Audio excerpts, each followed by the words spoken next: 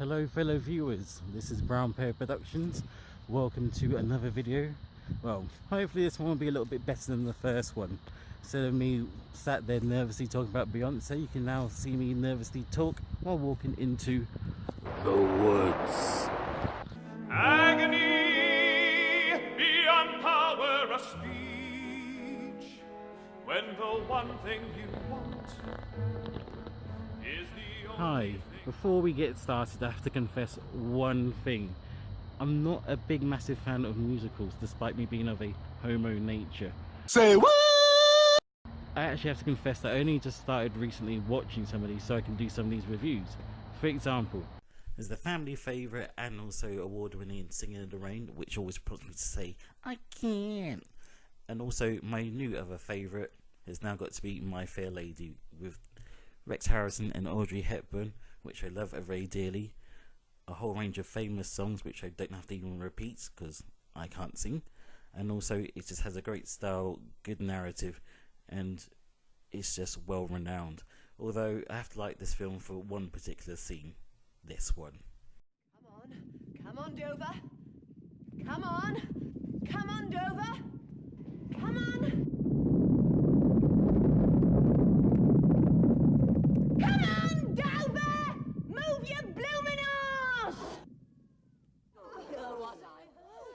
Don't upset yourself. Oh my dear.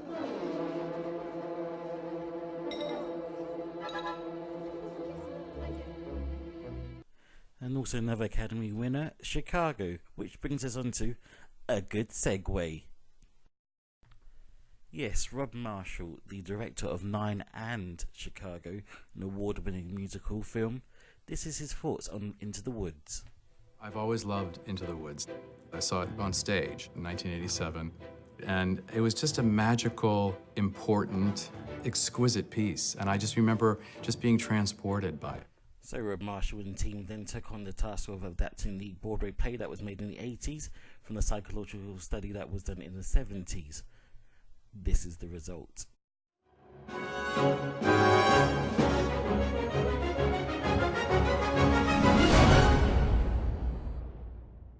And to add, it even involved James Lapine and Stephen Sondheim. Oh, sorry, I always say that in a German accent. They were involved in this film as well.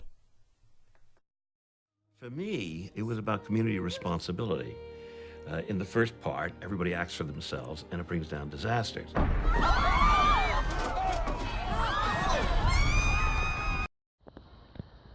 So after all that, it now brings me to this point.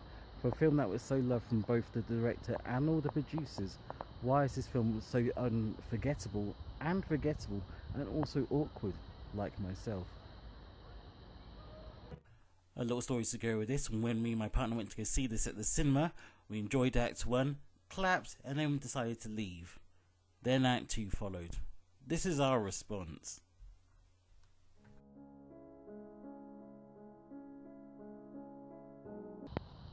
So, doing my research, I then found the actual original Broadway play, which I think you should check it out. I'll wait.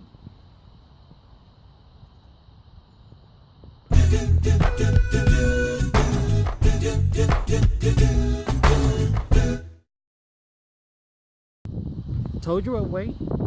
So after seeing the original play and then the Disney production, it is kind of weird to see that it didn't quite convert well. Most theatre to film adaptations don't really work that well. However, Rob Marshall was more than capable of converting them. Case in point, Chicago. However, I do have a slight speculation on why this didn't quite work as well as it should have, although it's still a good adaptation. It's because it's under the House of the Mouse. Again, sorry for the bad German accent, but under the House of the Mouse, I think it could have worked well with a rival company, Warner Brothers. Don't get me wrong, Disney's one of my favourite film studios ever. However, they do have a slight restriction on their branding, so they don't want to come off too adult or too rude. So a lot of the dark and quite sinister humour to the actual play was taken out. No more talking, singing, zip.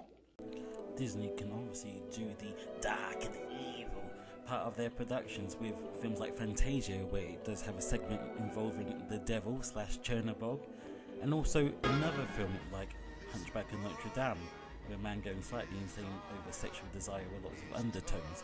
However, enough Disney history, let's now talk about the film itself. Firstly, the cast. I think the cast is very well crafted together. There are some gripes I do have with particularly the mum and Jack. Tracy Ullman somehow made it a little bit meaner than it's meant to be, and Jack is also a lot younger compared. No, he's the best cow. Was? She's been dry for a week. Chris Pine, Emily Blunt and Meryl Streep are my favourites in this film. However, Meryl as the witch needs to sing about how the baker's father stole from her garden and her horrible curse. All I can think of is this. You don't win friends with salad. You don't win friends with salad. You don't win friends with salad. You don't win friends with salad. You don't win friends with salad. You don't win friends with salad. Mother said straight ahead, not to delay or be misled. The story. It's good. Act 1 is a good setup to how everything starts up, gives the characters a little bit more development from what you remember in the fairy tale stories, and also sets up the story in general. Act 2 sets up the consequences of everyone's actions. Everyone. Compassionate movie.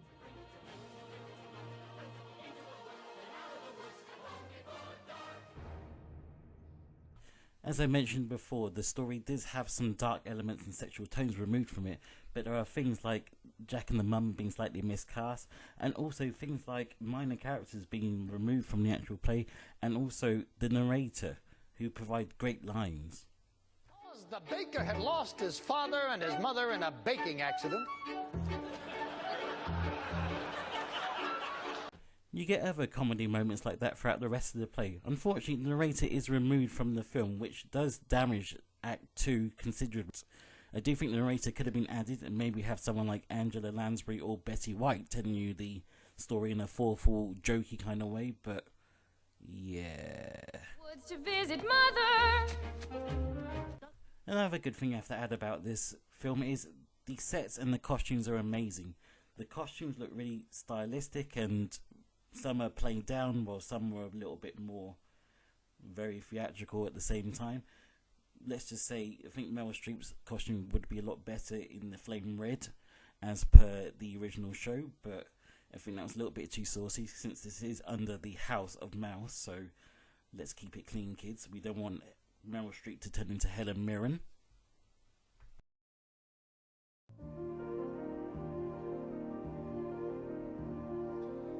It's actually filmed here in lovely England. Surrey.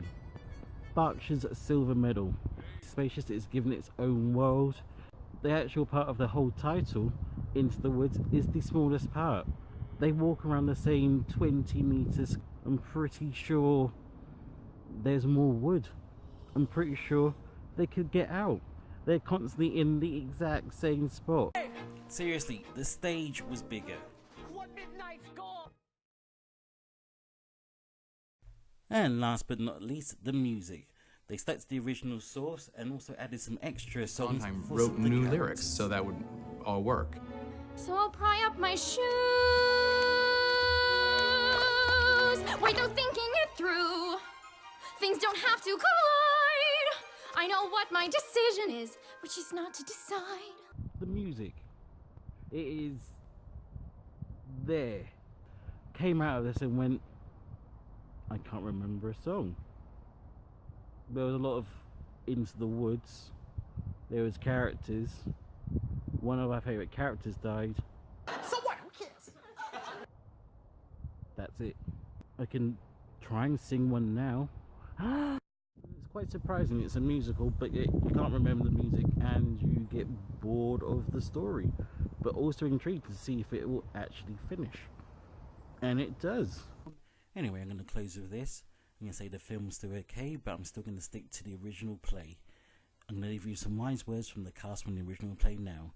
Thanks for watching. The harder to get, the better to have. Agreed? Agreed. Never wear mauve at a ball. Or pink. Or open your mouth. The difference between a cow and a bean is a bean can begin an adventure. Slotted spoons don't hold much soup.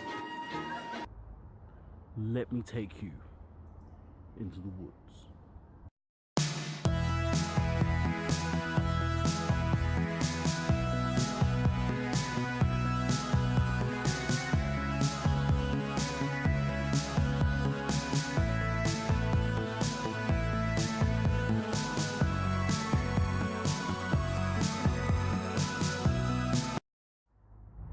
All this singing and loving has left me famished. A burrito will repair the damage.